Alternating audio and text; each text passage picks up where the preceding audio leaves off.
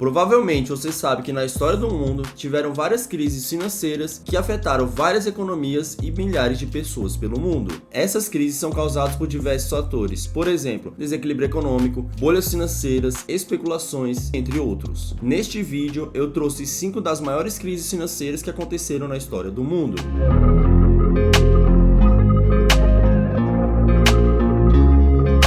Bom, para começar, a ideia aqui não é comparar o atual momento com crises do passado, e sim mostrar que hoje temos uma crise, mas sempre tivemos crise e sempre vamos ter uma nova crise. E a primeira crise é uma das crises mais comuns do que você imagina, que é a crise do petróleo, e essa especificamente em 1973. Ela que foi um evento marcante na história do petróleo mundial. Ela que foi causada pelo embargo de petróleos árabes pelos países que apoiavam Israel na guerra de Yom Kippur. E essa guerra envolveu principalmente Estados Unidos e Europa Ocidental. E o embargo causou um aumento excessivo no valor do petróleo, aumentando 4 vezes em questão de meses, levando a uma crise energética devido a muitos países depender desse petróleo importado. E os preços mais altos do petróleo levaram a inflação crescente e subindo também o preço dos produtos manufaturados. Além disso, com a redução de oferta do petróleo, teve uma diminuição de produção industrial e um aumento de desemprego global. E com o aumento do preço do petróleo, acabou tornando alguns países um dos mais ricos do mundo, devido ao excesso de produção do produto, como por exemplo a Arábia Saudita. Essa crise também levou mudanças significativas nas políticas energéticas. Muitos países procuraram formas de diversificar as suas fontes energéticas, e essas formas são energias alternativas, como por exemplo energia solar e energia eólica. E além disso, com essa crise foi criada a Agência Internacional de Energia, que ela trabalha para garantir a segurança energética e diminuir a dependência do uso do petróleo. E a segunda crise que eu vou falar é uma das mais famosas, principalmente no momento que estamos passando hoje, com o excesso de bancos e instituições quebrando. Nada mais é do que o subprime de 2008. Ela que foi uma das piores crises financeiras da história e principalmente dos últimos anos, que começou com a queda do preço dos imóveis nos Estados Unidos, afetando diretamente o preço dos empréstimos subprime, que nada mais é do que empréstimos concedidos a pessoas com baixas pontuações de crédito. Os bancos concederam uma grande quantidade de empréstimos no mercado e venderam títulos lastreados às hipotecas para investidores ao redor do mundo, mas muitos desses empréstimos não foram pagos e com isso os preços dos imóveis começaram a despencar, levando a uma onda de inadimplência e desvalorização dos títulos que foram vendidos anteriormente. A crise financeira espalhou rapidamente para o sistema bancário global, afetando diretamente instituições financeiras e investidores ao redor do mundo. Alguns dos maiores bancos dos Estados Unidos e da Europa tiveram perdas significativas e dependeram do governo para evitar sua falência. A crise também levou a uma queda no comércio internacional, nos investimentos e na produção industrial, afetando diretamente no mercado de trabalho global e gerando muito desemprego ao redor do mundo. E para lidar com essa crise, governos ao redor do mundo tomaram atitudes para estimular a economia novamente. E entre essas medidas estava a diminuição de taxa de juros, a injeção de dinheiro e também o incentivo fiscal. E essa crise levou a uma reavaliação significativa na parte de empréstimo de dinheiro e investimentos. A terceira é um pouco mais antiga e diferente, mas não menos importante. A crise das tulipas ou a mania das tulipas foi uma crise financeira que aconteceu na Holanda no século 17. A tulipa, que era uma flor exótica e recém-chegada na Europa, era uma das plantas de desejo de todos os holandeses. Na época, a Holanda era um dos principais pontos de comércio do mundo e sua economia estava florescendo. A mania das tulipas começou quando o preço dos bulbos de tulipas subiu rapidamente. Tudo isso começou por uma crescente demanda e uma especulação desenfreada, levando a muitos investidores e comerciantes comprarem números excessivos de bulbos de tulipas, achando que o valor não ia parar de crescer. Logo, com o aumento da demanda, os preços subiram tão radicalmente que em alguns momentos passaram dos preços de salários anuais de alguns trabalhadores. Em um ponto, teve um bulbo de tulipa que foi vendido a um preço de uma casa. E como tudo no mundo tem um topo de alta e não sobe mais que aquilo o preço de algum produto, em 1637 o preço do bulbo de tulipa despencou, levando muitos investidores à falência. E com isso teve um impacto significativo na economia holandesa, trazendo a uma recessão e uma desconfiança no mercado.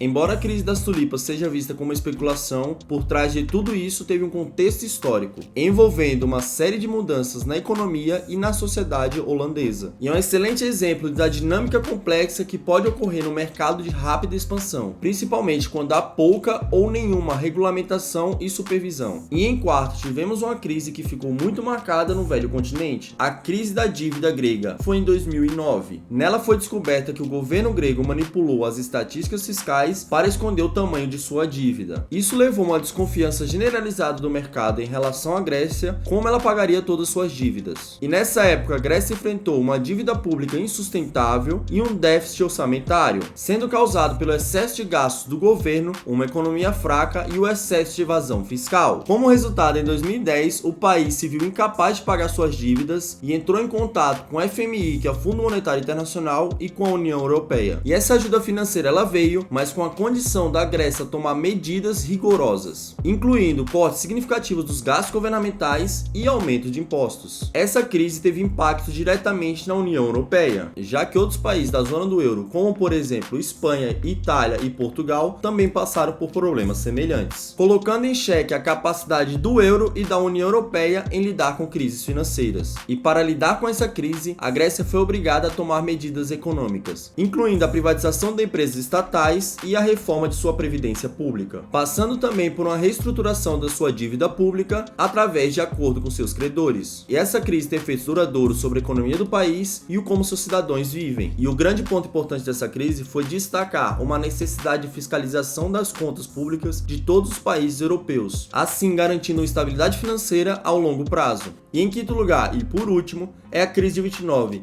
que eu tenho um vídeo exclusivo no canal sobre ela, mas eu vou falar aqui um pouquinho sobre ela para contextualizar. Conhecida como a Grande Depressão, foi uma das maiores crises históricas dos Estados Unidos, tendo um impacto muito grande na economia global e levando a uma queda no comércio internacional e no PIB de muitos países. E essa crise durou até a Segunda Guerra Mundial, elevando bastante o poder dos Estados Unidos e de outros países envolvidos. Nela tiveram mudanças nas políticas econômicas e nas regulamentações financeiras ao redor do mundo. Mas para você entender tudo sobre essa crise, eu vou deixar aqui em cima para você assistir o vídeo completo. Então é isso, pessoal. Sou o Claudinei Júnior, você está no canal Mina do Mercado. Se você gostou, deixa o joinha, se inscreve no canal e ativa o sininho. Um beijo, um abraço e fui.